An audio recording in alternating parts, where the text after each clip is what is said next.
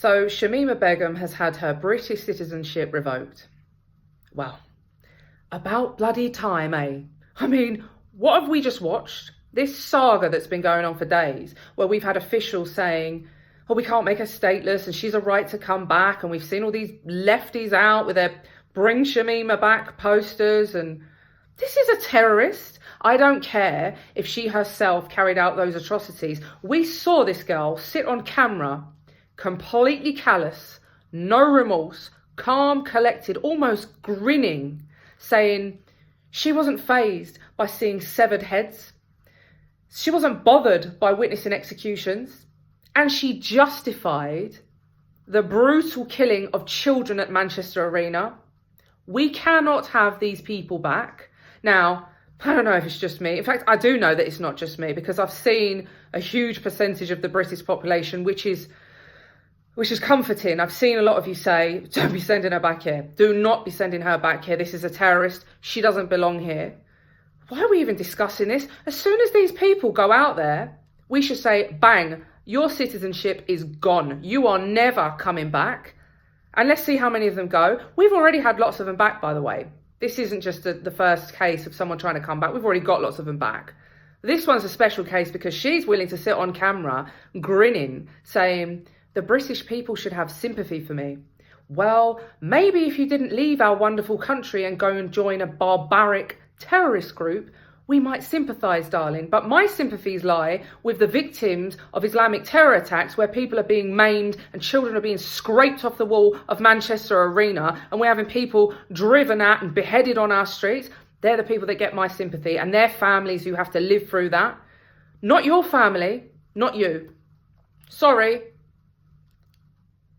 No sadness, no sympathy here. None from me and none from the majority of the British people. You are a traitor. She should be hanged, right? Let's have it right. She should be hanged. Now, we've done away with that. We don't execute traitors anymore. But to say that we should bring her back and what? Have sympathy? Pay for her? What, pass her in the street? Just pass her in the street and say, oh, look, there's Shamima. She's all right. She just lost her way for a bit, but she's one of us. She's all right. No way. No way. Not for the safety of our children, and not because, believe you me, if she came back, it would open the floodgates, we'd have them all back. Now, here's the bad news, folks. I don't know if you've seen the letter from the Home Office. I've read it. With that letter, which was sent to her family, and the Home Office asked that the family send it on to her, they included the appeal forms so that she could appeal the decision. So mark my words, you know her lawyer who sat on camera and compared her to a World War I veteran? He's going to have those forms in pretty sharpish to try and get her back. So this isn't over. I see the likes of Danny Dyer. Danny bloody Dyer. You're saying bring her back. I tell you what. Are you going to keep her? She's going to move in with you? Is that what you're going to do? I mean, seriously, you want to bring back a woman who is so callous that she will shrug off the killing of innocent British people, children, and you're saying bring her back. Shame on you. Like, what was that about? Brownie points with the state? I don't know. Look, come on, Danny. Ridiculous, ridiculous. The memes are funny. You guys online, you've stuck it on him, and it's been funny, but he deserves it. Anyone who comes out and says bring her back deserves it. And look, while we're on the subject of what's deserved and what's not, do you know I'm currently being made homeless by the authorities in England? I'm a British citizen. I'm not a terrorist. I've never joined ISIS. I'm a British citizen. My home is in Northern Ireland, which is within the United Kingdom. It's British. I'm being told that I'm not allowed to live in my home in Northern Ireland. That would be far too simple. The authorities in England are saying that they're trying to basically extradite me from another part of Britain, which you can't even do, but they're trying to insist that I'm dragged out of my house in Northern Ireland, taken back to England, and I am forced into homelessness, and they are more than happy to do this. And they've just gone to a court, and a court has just upheld their decision to do this to me. So I'm literally being banned from my own home, in my own nation, and this creature who's been out there running around with jihadists, quite happily, by the way. She didn't rush home. She didn't get out there and go, this is bad news, girls. We should all go back. No, no, no. They stayed out there. She stayed out there, had a few kids. And she's been out there for years. Do you know what's happened? Is Russia and Trump have bombed the shit out of them out there.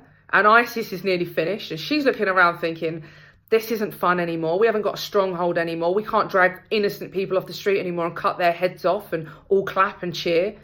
You know, the barbarism that we've all seen going on out in Islamic State, that's not happening anymore, so it's not comfortable. So she's thinking, why not come back, get some benefits, get a council house. And do you know what will be next? The husband will probably pop up.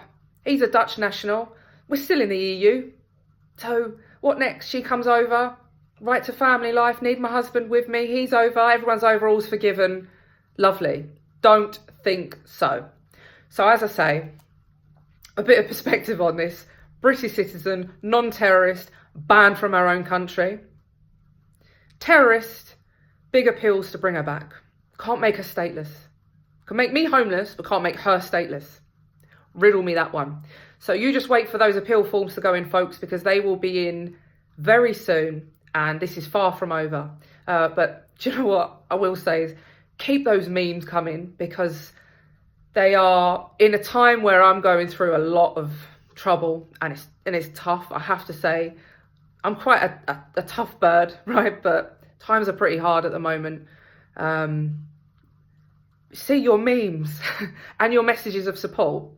They are lifting my spirits massively. So those Shamima memes, those Danny Dyer memes, those Owen Joan memes, just keep them coming because they brighten up my day. And I'll stay in touch with you all. Thank you all for your continued support, and God bless.